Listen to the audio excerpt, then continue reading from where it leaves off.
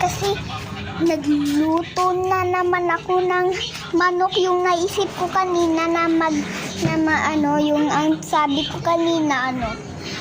kanina may alam ako. Gusto ko kasing matikman yung chicken. At may marami pa akong pera gusto kong bilhin. Nakabili na nga ako ng chicken at ayun, nakaluto na nga, nandun pa nasa may kalan. Hindi ko nga pupuntahan yung kalan, baka tumalsik lahat sa akin yung mga mantika So, ano na naman kaya ang magagawa ko para sa adobong manok?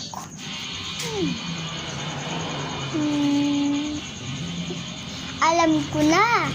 Lalagyan ko ng mas masarap na flavor tulad na dessert. Yung chicken adobo manok chicken lang, hindi chicken adobo. Guys, nakikita nyo ba ang nakikita ko? Hindi ko na uulamin yung bagoong kasi alat at panis. Inuot kaya tinapon ko na. Joke lang. Hindi ko pala tinapon. Inuulam na lang ng mga magulang ko. Kasi nasa abroad pa sila Hindi ko nga alam, marunong na pala ako magluto.